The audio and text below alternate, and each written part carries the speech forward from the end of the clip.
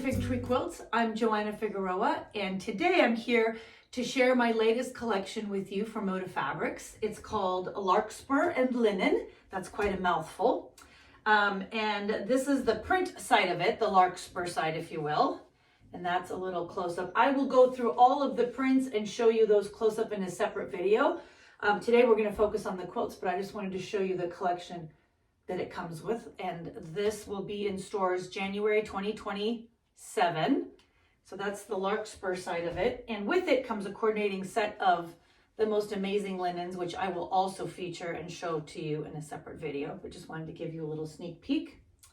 This is what it looks like in a jelly roll, which one of our quilts will use, and a layer cake too.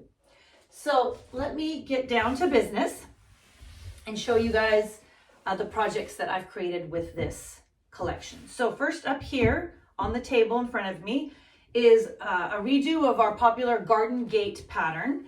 And basically the pattern takes 2 layer cakes and 2 backgrounds. And let me just see if I can show that to you a little bit more close up. It's a fantastic way to feature the collection. You basically get to use the entire layer cake piece more or less in each block. Don't worry, there's trimming room. And you get to feature your favorite prints. It's a square quilt. I think it's 1, 2, 3, 4, 5 by 5. And actually in the pattern, I think you can also make it bigger. So you can basically keep going on those guys. And as you can see, it's a fantastic opportunity to really feature your favorite prints from the group. It's just such an awesome print. You can change this background accent. I used blue, but you could change the whole feel of the quilt by simply changing that one color. You could make that red or a really soft gray. The quilting on here is a Baptist panto. And I will list all that info in the description at the end in case you want to reference that. Where am I going to put these? I'm going to put these right here. Next up is Sheep and Clover, probably the star of our little show this time around, or the most requested one. This is Sheep and Clover. So the sheep are basically all light grays and creams with a single yellow sheep. Let me show you that guy right there. That was kind of my fun little whimsy moment. And then they're interspersed with little clover blocks.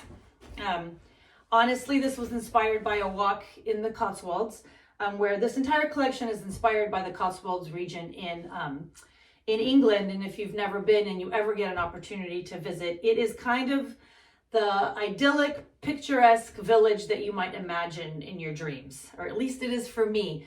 A lot of the cottages still have the grass roofs that they maintain, and cobblestone little streets. And so this whole collection is kind of my ode to that area.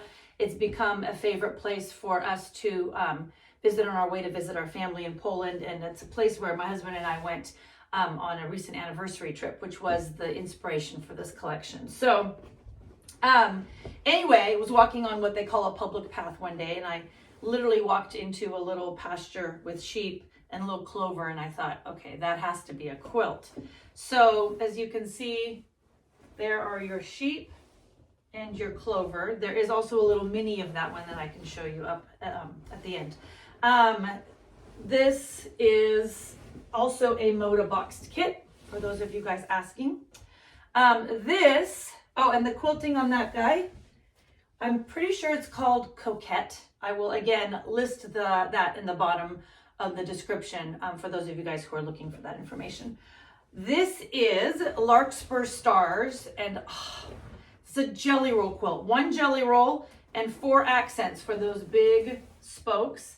So I kind of feel like this is my new favorite way to do a jelly roll quilt with angles and a star like this. I've done lone stars and big giant stars like this where all of the spokes are pieced, but in this one, you're alternating with a color on every other one. And so you don't have to match these diamonds with anything else next to it. Let me tell you what a lifesaver that is. So you only have to make 4 spokes with the diamonds, and then you get to use your favorite fabric there for the 4 spokes that go next to it. it's just, it's amazing to work with because you don't have anything to match on the sides of it, making the Lone Star so much easier to work with. And that's the blue one, the blue star, and the yellow star, and the red star, and the green one. I don't know if you can see that one. So it's 4 giant stars. This is just such a joy to make. This is custom quilted by my longtime friend Diana, and she really worked her magic here with wreaths and feathers, primarily wreaths and feathers. So anyway, this is Larkspur stars, 1 jelly roll, and then the accent colors for the blocks. Behind me here is Countryside Cottages, and this is kind of the softer take on the collection. So I only used tiny little accents of the red and didn't use any of the darker blues. And I focused on all of the kind of the golds, the taupes, the grays, a little bit of the dusty blues and the yellows. So it's definitely all the softer feeling parts of this collection. Whoa! Well, hopefully that doesn't kill me.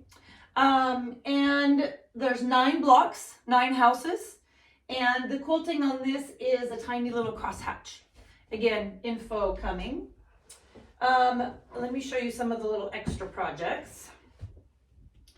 So this is our very popular Gertrude pattern, which we released with the Summer's End collection, which was the one that just came out now prior to this one.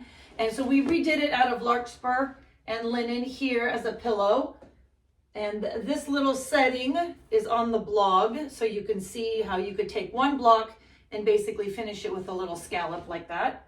That's so much fun to make, 1 block of the Gertrude pattern. And this is 1 sheep block and 2 of the clover blocks put into the pattern of our Joy pillow. So our Joy pillow was a pattern that we created in order to feature my Christmas collection that had that village border print on it. I don't know if you remember that from last year. And so if you have that pattern or you want to use that pattern, that is basically that pillow with these 3 blocks put onto the front of it. So that's like that. We'll have some information on this, how to finish it like this, and the resources for that on the blog. And then as a part of the sheep and clover pattern, so inside the pattern, you'll also get to make this runner. So basically that is the sheep block and 2 of the clover blocks and this fun little sawtooth border. And this is also a crosshatch quilt pattern.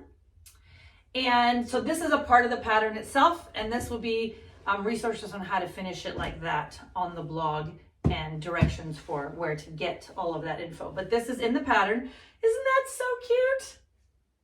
So that's that guy right there. And then talk about cute. Lacey, because she does this craziness, made miniaturized, I don't know if you guys can even see that, miniaturized the sheep and made it into a tiny little pincushion and put chenille grass on the bottom of it. Isn't that the cutest thing you've ever seen? And it's filled with crushed walnut hulls, which I like to use for all of my pincushions. So that is all of the Larkspur quilts. As you can see, there's another one over here that I haven't showcased, and I'm going to talk to you guys about that one in a separate post or in a separate video where I talk about all the linens in this collection. So hopefully you've enjoyed all of the goodies here today, and come on back for the linen one and also for the fabric, where I'll show you all the different prints up close. Thanks for watching, you guys.